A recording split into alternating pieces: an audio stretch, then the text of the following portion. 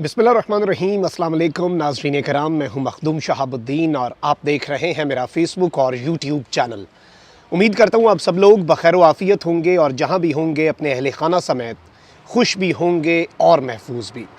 नाज़रीन कराम, इस वक्त पंजाब के वज़ीर आला को डी नोटिफाई करने का मामला इस तरह का आइनी बहरान पाकिस्तान के 12 करोड़ आबादी के सूबे में पैदा कर चुका है कि जिसकी मिसाल नहीं मिलती। एक जानिब तो गवर्नर को उनके ओहदे से हटाने के लिए जो समरी है वो सदर मुमलिकत के पास भी पहुंच चुकी है और पाकिस्तान तहरीक इंसाफ और काफ लीग का ये इल्ज़ाम है कि गवर्नर जो हैं उन्होंने गैर आइनी इक़दाम किया है। अब जो अदालती समाअत का अहवाल है, क्योंकि परवेज़ इलाही को बहाल तो किया जा रहा है लेकिन एक बहुत बड़ी शर्त परवेज़ इलाही के सामने रख दी गई है और परवेज़ इलाही से एक बहुत बड़ी गारंटी मांग ली गई है। अब ये गारंटी इमरान खान साहब परवेज़ इलाही को कहते हैं कि देनी है या नहीं देनी, ये एक अलग कहानी होगी और इस सब के अंदर कुछ इजलास भी बुलाए गए हैं। मैं अदालती समाअत का और जो नया बेंच बना है उसका मुकम्मल अहवाल भी आपके सामने रख देता हूँ। सबसे पहले मैं आपको ये बताऊँ कि पाकिस्तान तहरीक इंसाफ और मुस्लिम लीग काफ की पार्लिमानी पार्टी का इजलास तलब कर लिया गया है।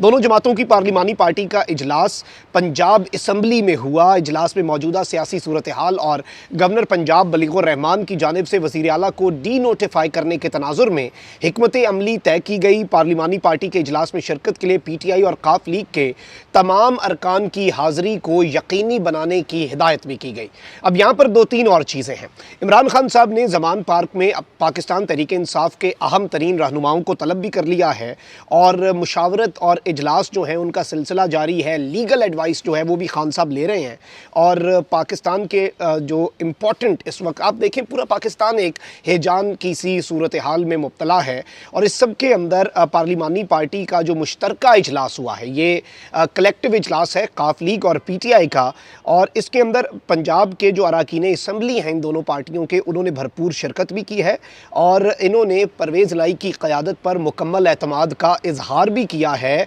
और गवर्नर पंजाब के गैर आइनी और गैर कानूनी इक़दामात की भरपूर अल्फाज में जो मेजॉरिटी है अवाम की उसने मजम्मत भी कर दी है। और इस सब के अंदर हर फोरम पर एहतजाज करने का ना सिर्फ फैसला हुआ है बल्कि इस सब के अंदर दूसरी जानिब समाअत भी जारी है और समाअत के अंदर भी कुछ बहुत बड़ी डेवलपमेंट्स हैं। और इस सब में मैं आपको ये बता दूं कि परवेज़ इलाही के जो वकील हैं उनकी क्या समाअत थी और उन्होंने क्या दलाइल दिए। उससे पहले इंपॉर्टेंट चीज़ ये है कि गवर्नर पंजाब के डी नोटिफाई के नोटिफिकेशन को चैलेंज किए जाने पर पटिशन की समाअत के लिए बनने वाला लाहौर हाई कोर्ट का लार्जर बेंच टूट गया था। पिछले वीलॉग में मैंने ये खबर आपके सामने रखी थी। इसके बाद chief justice Lahore high court ने एक नया बेंच तश्कील दिया है और 5 रुकनी लार्जर बेंच तश्कील दिया था जिसकी सरबराही जस्टिस आबिद अजीज़ शेख को दी गई थी। और लाहौर हाई कोर्ट के जो चीफ जस्टिस की जानिब से बनाया गया बेंच था वो तो टूटा था, एक जज ने माजरत की थी। और अब इस सारे मामले के अंदर मैं आपको ये बता दूं कि नया बेंच तश्कील दिया गया है जिसमें जस्टिस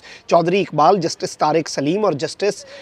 जो मुजम्मिल अख्तर हैं वो शामिल हैं। और परवेज़ इलाही ने बज़रिया प्रिंसिपल सेक्रेटरी ये दरख्वास्त दी हुई है। अब इस समाअत का जो मुकम्मल अहवाल है वो भी मैं आपके सामने रख देता हूँ। लाहौर हाई कोर्ट ने गवर्नर पंजाब की जानिब से वज़ीर आला पंजाब परवेज़ इलाही को डी नोटिफाई करने के ख़िलाफ़ दरख्वास्त की समाअत में दोबारा एक वक्फ़ा लिया है। अभी तक की जो ताज़ा तरीन डेवलपमेंट्स हैं जो हमारे तक पहुँच रही हैं और दरख्वास्त पर समाअत हुई। दौरान समाअत जस्टिस आबिद अजीज़ शेख ने सवाल किया कि अगर हम अभी वज़ीर आला को बहाल कर दें तो क्या आप असम्बली तोड़ देंगे। ये मामला तो मंजूर भट्टो केस में भी पेश आया था। अदालत ने परवेज़ इलाही के वकील बैरिस्टर अली ज़फ़र से इस्तफ़सार किया कि क्या आप अंडरटेकिंग दे सकते हैं, क्या आप गारंटी दे सकते हैं कि असम्बली नहीं टूटेगी, यानी कि अगर हम इस वक्त गवर्नर के नोटिफिकेशन को ख़त्म कर दें, कलअदम कर दें और परवेज़ इलाही साहब जो हैं वो वज़ीर आला पंजाब पर बहाल हो जाएं पूरे अपने इख्तियारात के साथ, उनकी कैबिनेट बहाल हो जाए, तो क्या इस पूरे के पूरे मामले के अंदर फौरी तौर पे हो सकता है कि दोबारा तहरीक अदम एतमाद पेश होने से पहले वो असम्बली को तहलील कर दें। इस पर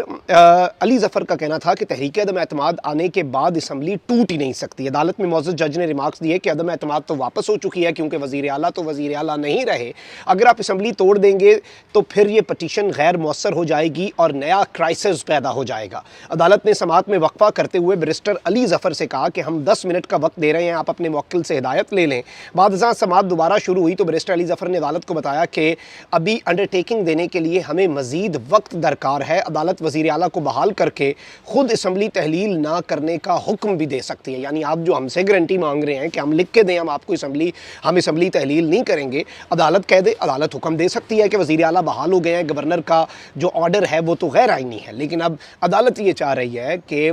آلدو وزیر اعلیٰ کا اختیار ہے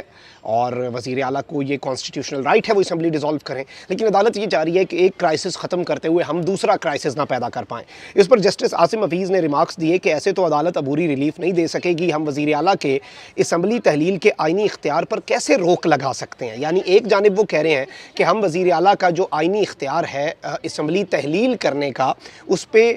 ہم کسی قسم کو اسے ہم روک نہیں سکتے، لیکن وہیں دوسری جانب عدالت پرویز الہی سے اپنا آئینی اختیار استعمال کرنے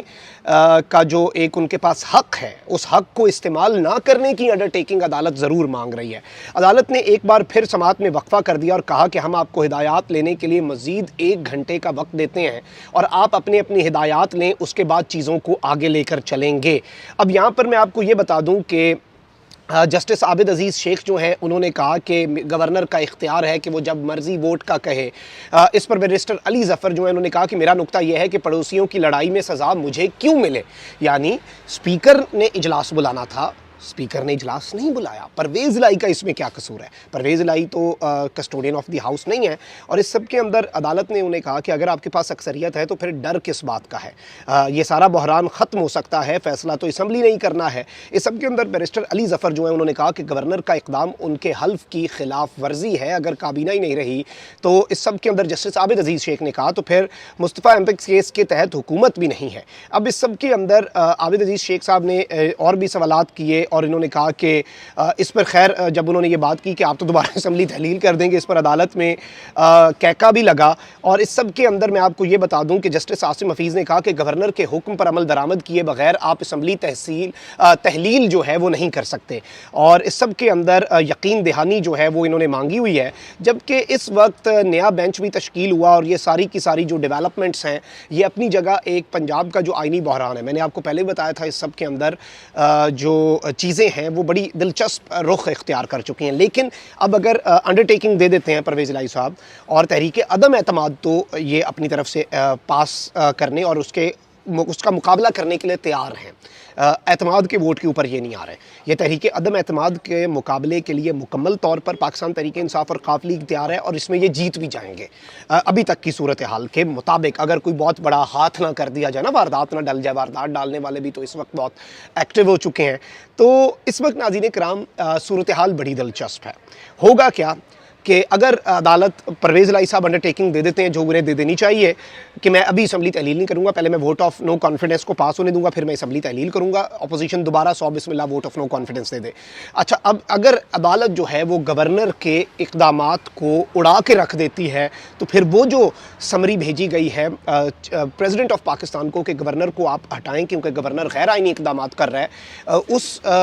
صدر کے اقدام میں اگر وہ گورنر کو ہٹاتے ہیں تو عدالتی حکم کا وہ حوالہ دے سکتے ہیں۔ اب جب وہ عدالتی حکم کا حوالہ دیں گے کہ عدالت نے ایک گورنر کے اقدامات کو اگر اڑا کے رکھ دیا ہے، پرویز الہی کو بحال کر دیا ہے، تو گورنر تو اس سب کے اندر جانبدار ہو گئے، گورنر تو باعث ہو گئے، اور گورنر کے اوپر صدر اگر اپنا اعتماد کھو دیں تو اس کے بعد پھر گورنر کی باری جو ہے اور گورنر کو ہٹانے کے معاملے کے اندر صدر کے پاس ایک زیادہ آپ کہہ سکتے ہیں کہ اسٹرانگ آرگومنٹ ہوگا کہ عدالتی فیصلہ آ گیا، اس کی بنیاد پہ جی مجھے پتہ لگا اور میں نے جی گورنر کو فارغ کر دیا۔ نیا گورنر جب آئے گا پھر دیکھا جائے گا، لیکن اس سے پہلے